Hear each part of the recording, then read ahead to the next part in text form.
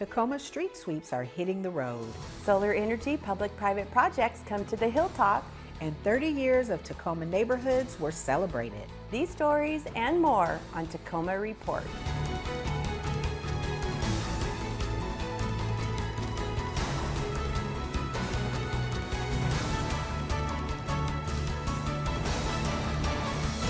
Hi, and welcome to Tacoma Report. I'm Angie Foster. And I'm Laura Proctor.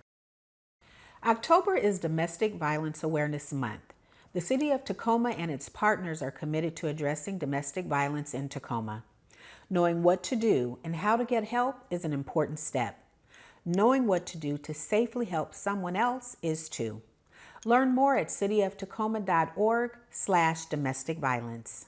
Tree coupon season is here. Going on now through March of next year, Tacoma and Pierce County residents can apply for the program.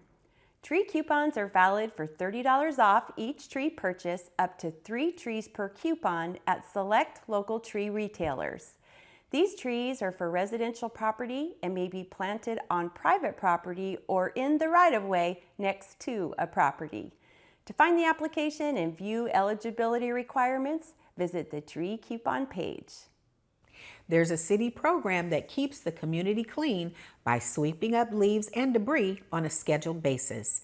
Stacy Ellifrit has more on what residents can do to help street sweepers when they are in your neighborhood.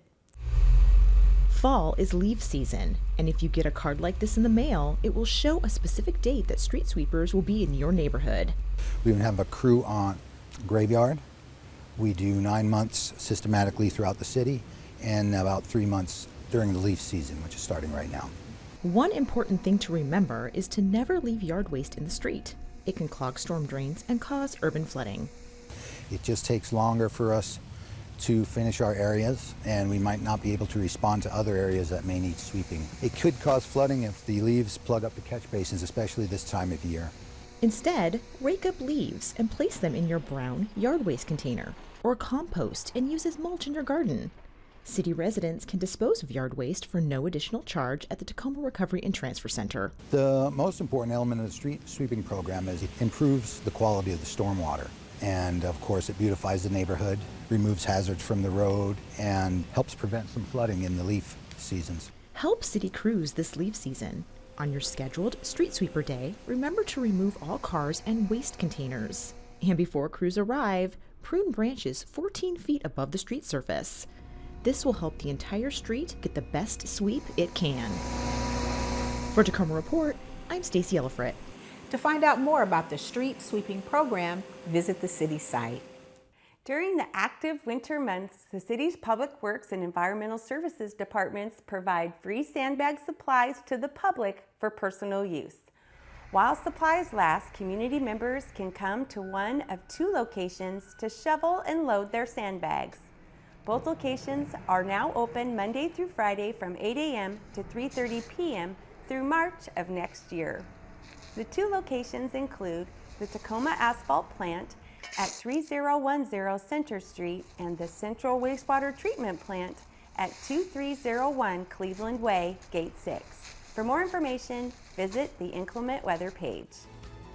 Coming up, we'll talk emergency preparedness And tips on how to survive earthquakes and other emergencies in our area. This year's International Shakeout Day is October 20th, when millions of people worldwide will participate in earthquake drills at work, school, or home. On the local front, we have City of Tacoma Emergency Manager Shantika Adeogun here to help us on what all this shaking is about. Shantika, welcome to the show. Thank you, Laura. Thank you for your coming in and giving us some of your time. Yeah. So Shantika, can you tell our viewers what is the Great Shakeout? Yeah, the Great Shakeout is actually about earthquake awareness within the state of Washington and the Pacific Northwest. And so what we like to do, because we have earthquake country here, we like to promote that and talk about what that means, teach people about what to do during an earthquake and how to prepare to take care of yourself and your family post-earthquake. Absolutely. And can you tell our viewers also, how should people prepare for earthquakes and emergencies? Gosh, that's a big lift, but I will start with the basics that you can do. In order to prepare for an earthquake, the one thing you can do the most is make sure you know where your safe areas are. And so if you know you need to get out of a building, once the ground stops shaking, get out. Anything you can do to make sure you are able to safely evacuate a building post-earthquake is huge. When you're talking about emergencies, it's a little different because that can be all encompassing. But one thing we encourage families to do is to create a plan for their family. Maybe have some extra food on hand if you're able to, or at least know where you can go for help and support within the community or even in your neighborhood. Great, that is great information. Thank you. And why is it important to be ready?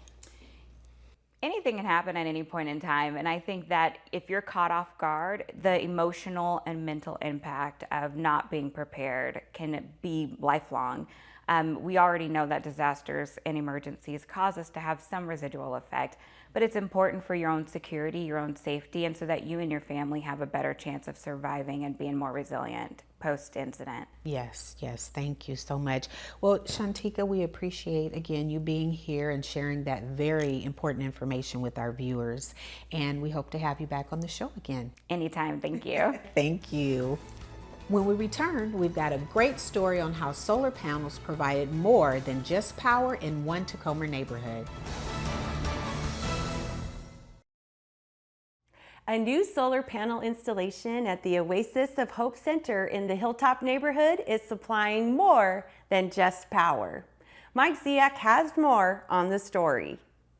Overlooking downtown Tacoma, Oasis of Hope Center sits firmly positioned in service to the community. And thanks to help from local solar panel suppliers and Tacoma Power's Evergreen Options program, the Oasis of Hope Center cut the ribbon that will lead the way to a brighter future.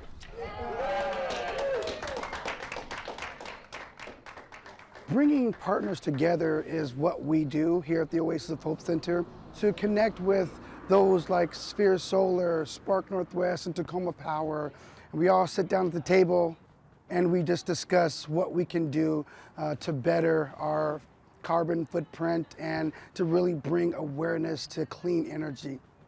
While the nonprofit was certainly ready and willing to begin work on the project, they needed financial assistance to make their dreams a reality. This project is funded through something called our Evergreen Options program. And the Evergreen Options program is a voluntary program for any customer, any Tacoma Power customer who wants to participate. This particular program, usually every year, sometimes every other year, nonprofit organizations submit a proposal for a project like this. And one of the cool parts about the program is it's actually the Tacoma Power customers who fund the program are the ones who actually decide who's going to get the grant.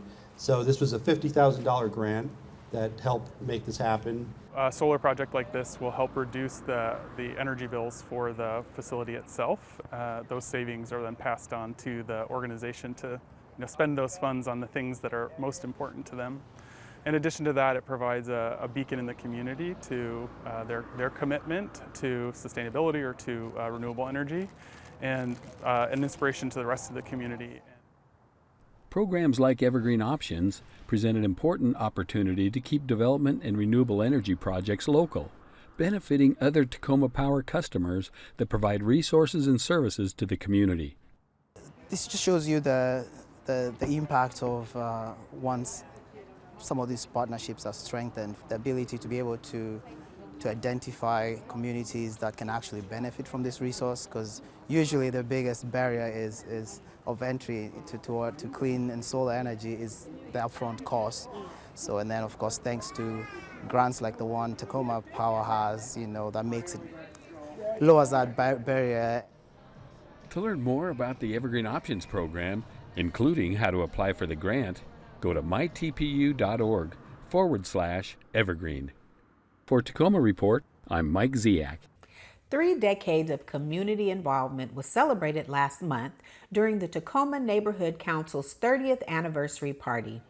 If you live or work in Tacoma, you are in one of the 8 neighborhood councils: Northeast Tacoma, East Side, West End, the North End, New Tacoma, Central, the South End, and South Tacoma all make up the city, with representatives from each council addressing issues and making a community impact. We have such a great community here in Tacoma. We are all volunteers on the neighborhood council, and really there is a job or committee or a position for anyone to volunteer and to participate, and that's what makes it so special.